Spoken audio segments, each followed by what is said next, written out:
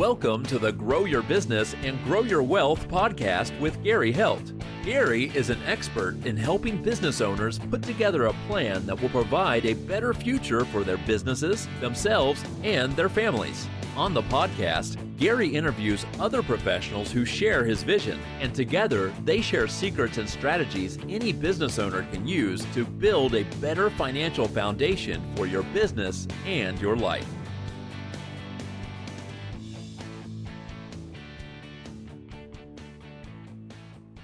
Welcome back to the podcast. This week, my guest is Rupal Patel, and she is the founder and CEO of Entrepreneur. Welcome. Thank you very much, Gary. Thank you very much. I'm looking forward to our chat. So, Rupal, you have such an interesting background. You didn't grow up through a family business, so kind of give us your background and how that got you into business. Yeah. So you're right. I did not grow up in a family business. My parents were both working professionals in external paid employment. But the one thing that planted the seed as to what I've done now and how my career has evolved is both of my parents were always very adamant that all four of us, so I'm one of four siblings, all four of us, yes, had careers and professions, but also other streams of income just in case, right? Mm-hmm. So not be overly reliant on a job necessarily, because that's not, don't be overly reliant on any one stream of income. So that idea in the back of my mind was always around, okay, well, how can I have many potential streams of income in order to just give me some options, right? Have a bit of a backup plan and not be overly vulnerable to jobs markets or to other people making decisions about my life. So I grew up with that, but never really sort of thought about it in a tangible way, because the way my career did evolve was that the first job that I had was at the CIA. And it is a very, very sort of structured sort of career for life, if you want it to be. And so that was, again, not really a relevant concept as far as like, oh, well, what are my potential other streams of income or financial independence going to be? But then I decided to leave. And when I was leaving, the world of options was open to me, right? And it was like, what can I do? How do I test myself in a new way? How do I expand my sense of what is possible for me and my career? And for many big and small reasons, I decided that I wanted to start my own business, to let that seed come to fruition, as it were, and see what it was like. And so that's why it made, or in some ways, that context in which I grew up made it easier to make that decision, because it had already been percolating in the back of my mind forever. And now it was just about, okay, deciding, what am I going to grow? What am I going to do with this business, and how to actually build it? But fundamentally, that evolution was something that, was sort of in the back of my mind from a very young age. So, lots of times, people look at, okay, you work for CIA. Lots of times that's somebody's life. And it's one of those things that people aspire to get there. Yeah. And you've been there. Tell us some about, the CIA and how that helped you develop the skills that you now use in business. Yeah, I will say, so two very, very concrete things, because as you said, the CIA is an incredible place, and it is an incredibly difficult place to not just get into, but once you're in there, it's a really, in all of the best ways possible, a very trying context, because you're working on, issues of national security, right? The stakes are really, really high.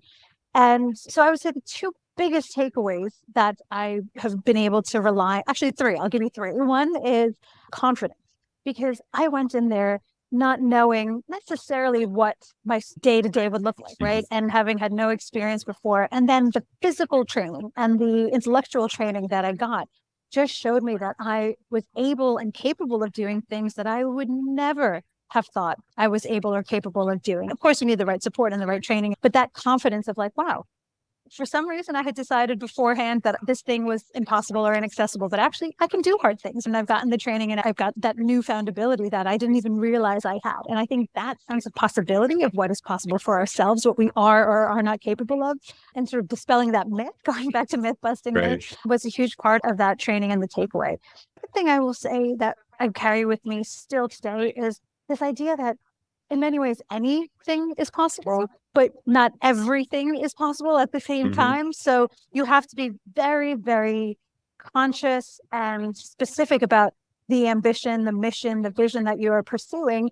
And it doesn't mean that those other things that you care about can't happen, but you have to choose in the moment what is getting the bulk of your focus and your resources and your expertise. And that, of course, showed up in the CIA in so many ways, because yes, we've got a largish organization and lots of different specialisms. There's only so many things that we can be doing at the same time that will give us the best chance of success, right? So not spreading those resources too thin and focusing on just where you're going to have the most impact or what is most mission critical. Making those choices is something that, again, as leaders and business owners, we have to do on a day-to-day basis, right? It would be wonderful to do lots of different things, but we have to concentrate our efforts, concentrate our money, our talents, all of these things on just a few things at a time. And then once we've accomplished that, then we can choose other things that we want to do and work on other things. But I'm not trying to be chief everything officer or have your business be everything to all people at all times was another big takeaway. And then I guess the last thing, and this is sometimes surprising to people, is humility. Because when you work in these really intense, chaotic environments, you very quickly learn the hard way sometimes how much is out of your control. But instead of pulling your hair out and crying about it and crawling into a corner, the attitude of the agency and everybody that I worked with was, you know what, this is just the reality we've been given. These are the challenges, the unique set of circumstances, the unique problems that we've got. Yes, we cannot control or force, but what can we do, right? Given any given context, any given scenario. So it's the humility to know the difference, right, between what we can and cannot control, and not burdening ourselves with all of the things that we can't. So I would say there's sort of like a leadership mindset, right? And a performance mindset that was instilled in me at the time. And it's, as I said, things that I actively reflect on and think about in running my own business context. One of them was confidence, and that working with the CIA helped you build your confidence. Yeah. How did that happen? A lot of it was, and I imagine this is true for many of your audience, is you throw yourself into the deep end and then you figure it out, right? Because you have to. In the CIA context, so the nature of the work that I was doing was particularly critical. So I was working on one of our war efforts back in the early 2000s. Because at the time, it was such a huge part of our foreign policy, I was thrown into the deep end as far as having to brief presidents, having to brief senators, having to brief generals, ambassadors, et cetera.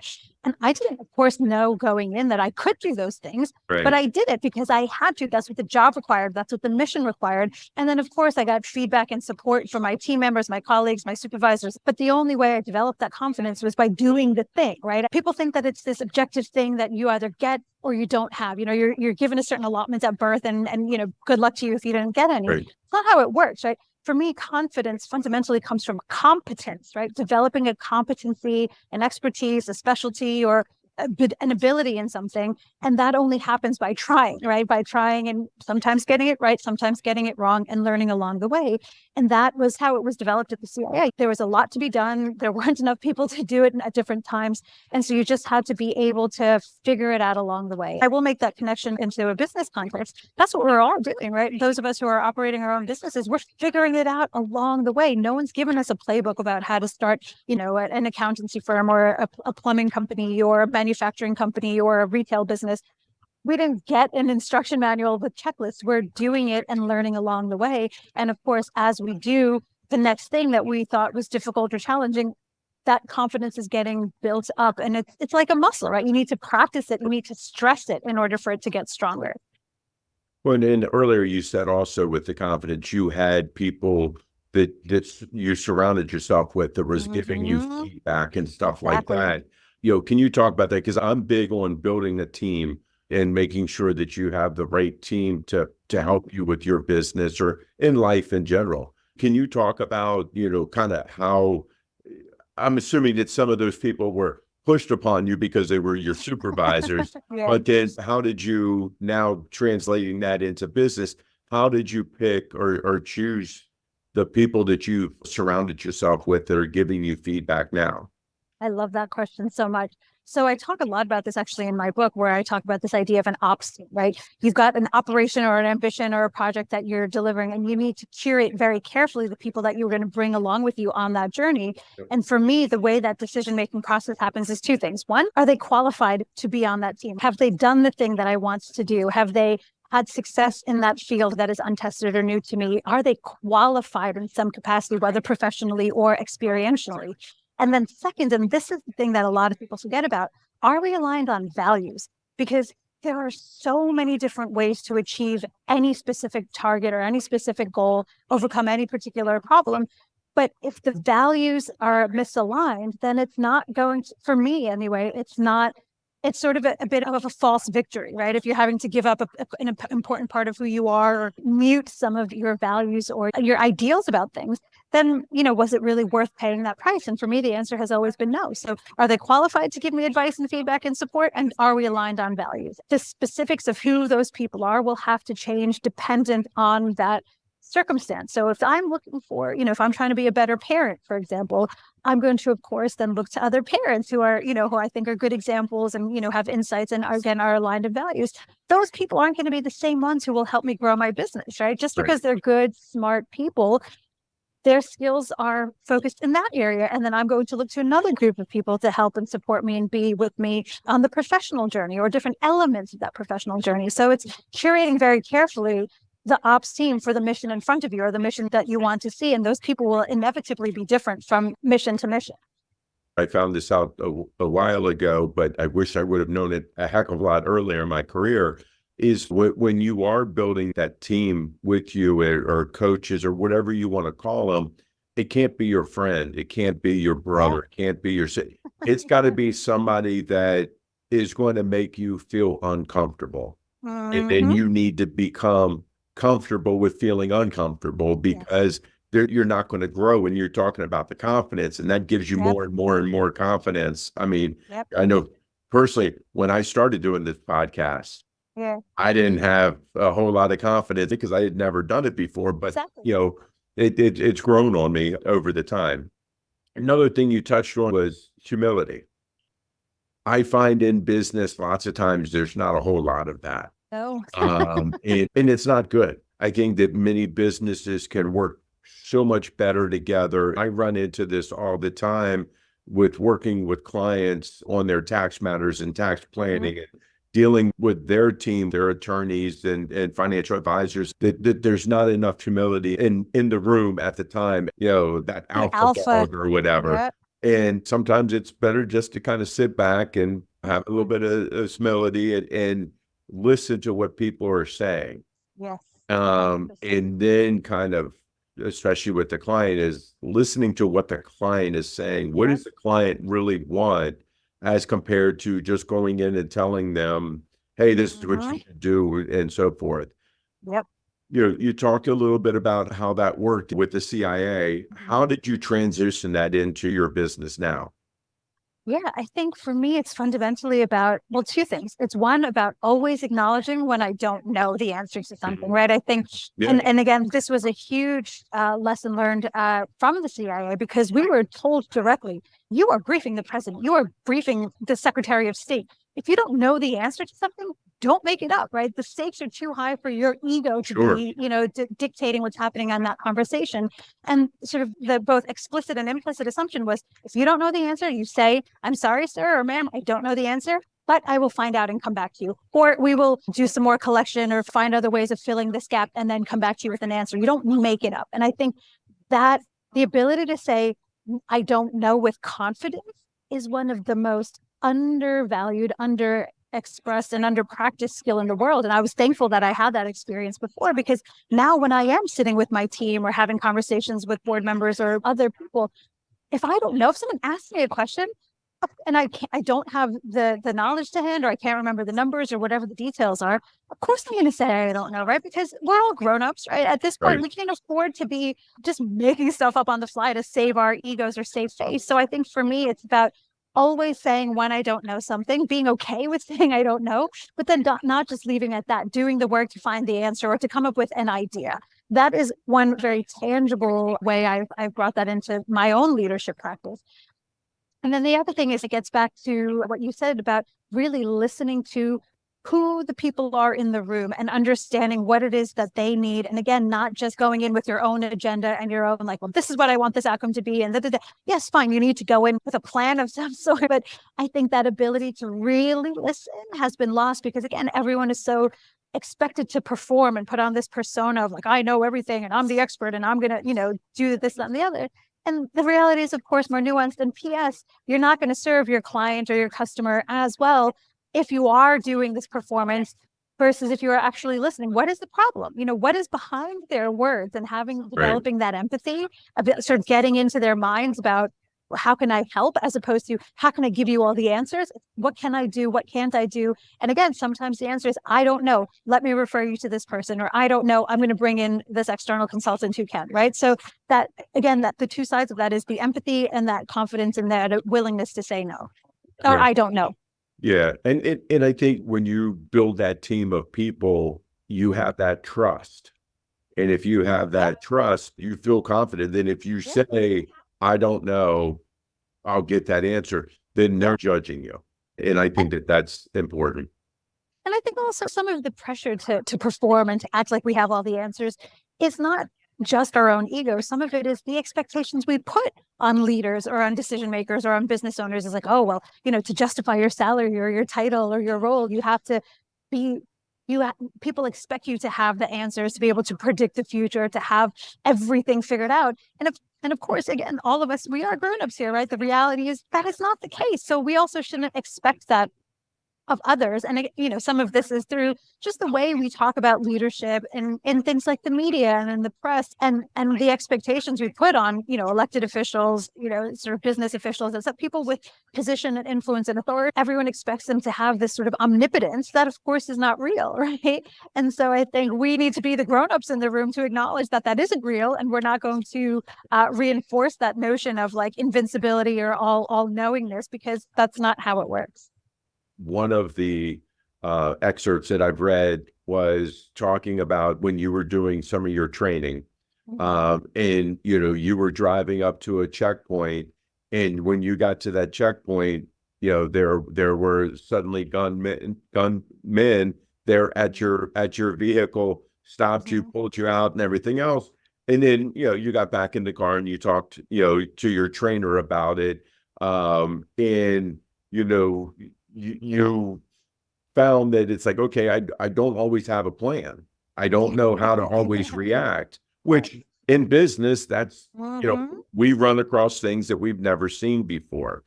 How did you, at that point, because again, we don't know what we don't know. We don't know when we're going to run up against something like that. But how did you take that experience that you had and now equate that with business? Because, you went back and you did some training and did some things to make sure that you are ready for the next time that happens, or the next, obstacle or next thing that happens. How did you handle that in the CIA first? And then second, how are you using that now in business to make sure that when something new comes, you're able to calmly think through it and get it taken care of? So that's a great question. The way it works within the CIA, and the reason they put us through that sort of pre-deployment training, was first and foremost to test our instincts, right? Because, like you said, most of us will not have experienced any of those scenarios in real life, and so that's part of the logic behind putting us in these really stressful situations, and these checkpoints or these mass gunmen, et cetera, was to just get a sense as to what our instincts were. Because once you know how you will react, give it, and they make it as real as possible to make sure that, you're not like, oh, well, this is just an act or whatever. They make it very, very real. It uncovers your instincts. And then the role of the instructor is to help you override those or learn new, more helpful instincts, right? And to be able to evolve. Okay, fine, this is your instinct. Now we know. What can we do with this? Where do we need to train you in a different direction or shape some of this reaction, or again, put you through the paces a bit more so that way you can override it by having a different behavior in mind already. And so the way that shows up in a business context is, if you, again, as the grown up in the room, as the leader of your company, you have to decide, well, what are some of the things that I am not sure about, either in myself or in my team, but that are sort of really critical issues or things that we're dealing with? And then how can I see what my team's instincts are? Can I run, for example, a scenario, right? Can we do a team offsite and run an exercise? Even, yes, it's a bit safer and it's a bit, sort of more scenario based. But just to get people, and I've done these sort of with some of the clients that I work with, where I've even just in a conference room setting, run them through a scenario, and it creates not the exact scenario, of course, because we're not like literally driving around, but just even running through it as a mental exercise has helped them come up with, oh my gosh, I realized that I would freeze, or I realized that I'm an action oriented person, and this is what I would do. So you can get a lot from rehearsing those scenarios in advance. Obviously, it's not every single potential contingency in the world, but what are the most potentially have the biggest impact on your business, on the biggest impact on sort of where you want to grow the business or evolve the business, and then run through those scenarios in as life-like a context as possible.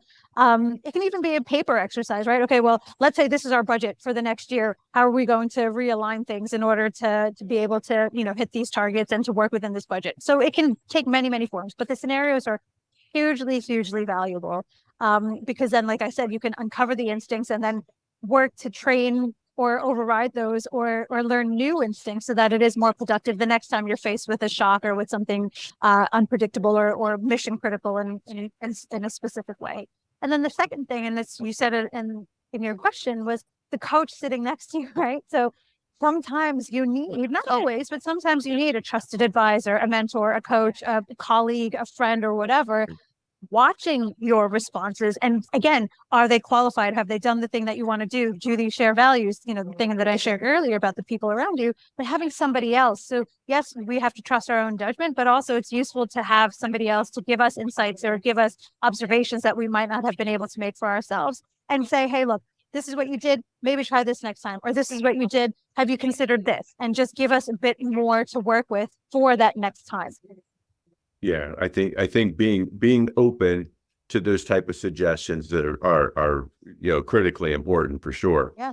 I could sit here and talk to you for hours, Rupal. I mean, it's just like I like I said before, it's like I find your background and how you pivoted into business and how you're doing things is very interesting. And like I said, you definitely have a new follower.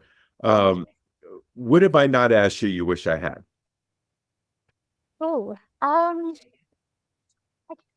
one of the things is sort of, why do I do the work that I do, right? Because right now my work is sort of threefold. It's writing books, it's doing one-off sort of workshops and keynotes with companies, and then the third element is doing longer, deeper sort of talent and leadership development programs.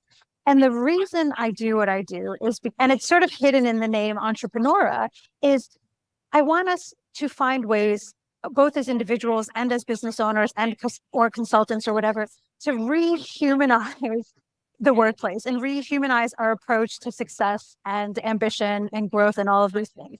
And what I mean by that is sort of moving away from this old-fashioned paradigm of, when you're at work, you're just, you're an automaton and you're a machine and nothing outside of these four walls matters. Of course, the reality is so much more nuanced, right? And not just from a life happens perspective, because what happens in the outside affects what's happening on the inside, but also thinking about things in that very narrow way is so dehumanizing, because we are all so complex. We all are multifaceted, have lots of different levels of expertise and insight and knowledge. And for example, just because you are hired to be, a sales and marketing person doesn't mean you might not have some insights on strategy. And I think sometimes we can get so narrowly focused on, well, this is this person's role and this is what they were hired to do. We forget that there is there's a huge part of that person that we might not be tapping into that could serve our business, serve our ambition, serve our growth, et cetera. And also just acknowledge the fullness of who they are. And the way I think about this is, again, sort of a CIA analogy is, we would have to look, as analysts, we looked at what we call all source intelligence, right? We were all source analysts. And that means it's not just the secret collection. It's not just the clandestinely collected stuff. It's everything, the academic papers, the radio, the social media posts, the whatever about a specific country or an issue or whatever that we were following. And all of those streams of intelligence gave us a fuller picture that we could then, again, base our analysis on. And the way that relates to us as individuals is that whether you're a parent or an athlete or a sportsman or a veteran or, again, the many, many, many layers we all have, some of those skills that we learned in those very, very different contexts, right, can be applied in a tangible and useful and valuable way in our workplace settings, as long as one, we are willing to acknowledge them, and then of Right. course do the work to make that translation. But I think this idea of just like treating people as human beings, full rounded human beings, and not just sort of isolated machines is better for the person. It's better for the organization. And it's not about, this whole other extreme we've gone to, which is like, bring your whole self to work and, wear your heart on your sleeve. No, Right. I say bring your relevant self to work. But the definition of what is relevant needs to be a bit more flexible, given the huge sort of, the way I think about it is like this gold mine, this treasure trove of talent and capabilities that we all have within us. So that's why I do what I do. I think the world needs to move beyond these very false ideas of like work-life balance and like work happens here and life happens here. Actually, that's so much more intertwined. And we all have so much more to bring to our work, to our lives, to our careers, our organizations than just the thing that is our title or our job description. So that's what I wish we'd ask. Right. So just so everybody knows too, you talked about being a writer. One of your books that you have out now is CIA to CEO. Yep. So, can you tell our listeners where they can find that? Yes, of course. So very easily, there's a website, CIA2CEO.com. And if you want to connect with me personally, please reach out to me on LinkedIn. I'm Rupal Patel, and I look this way. And I'm the only Rupal Patel who used to work at the CIA. So it's pretty easy to find me. Great. I really appreciate your time and appreciate our talk. Thank you. Thank you, Gary. So this week, my guest was Rupal Patel, and she's founder and CEO of Entrepreneur and also the author of CIA to CEO. Thank you, and I'll see you guys next week. 49 faces looked to him in triumph. Over the last 12 months, they had each taken turns and promoted his business for a week at a time, driving over $987,342 in revenue. What if you had a network of 50 centers of influence who promoted your business every week for a year? Grab your copy of the #1 Amazon best-selling book, The Ultimate Guide to Growing Your Business with a Podcast, at 33% off the Amazon price by going to ultimatepodcastbook.com. Again, that website for 33% off the Amazon price is ultimatepodcastbook.com.